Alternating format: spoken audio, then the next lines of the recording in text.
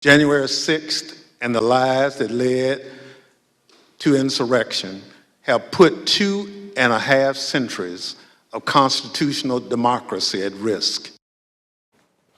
Lawmakers on the House committee investigating the Capitol insurrection say the event was an attempted coup. They believe what unfolded on January 6, 2021 was no accident. Officers who defended the seat of Congress say they will never forget that day. I can just remember my breath catching in my throat because what I saw was just a war scene.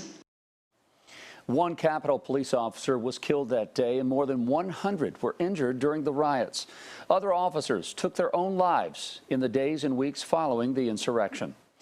Another hearing on the riots is planned for this Monday morning, with more to follow. Members of the House committee say one man is at the center of the violent attempt to violate the constitutional process.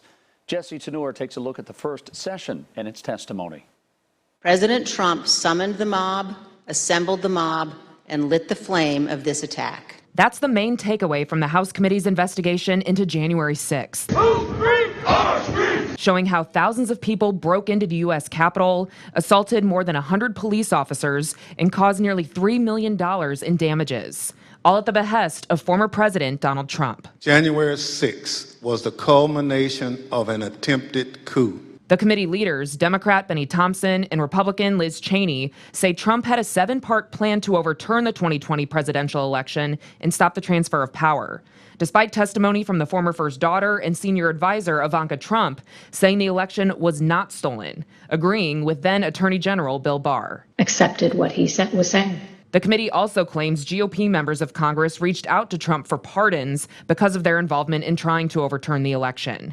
And Vice President Mike Pence, not Trump, called in the National Guard for help. Aware of the rioters' chance to hang Mike Pence, the president responded with this sentiment, quote, "Maybe our supporters have the right idea." Family members of Capitol police officers who died in the aftermath sat in the hearing, as another officer shared how she suffered a bad concussion defending the Capitol. I, whose literal blood, sweat, and tears were shed that day. House Republicans not on the committee, including Minority Whip Steve Scalise, continue to call its work a sham. It was always about politics.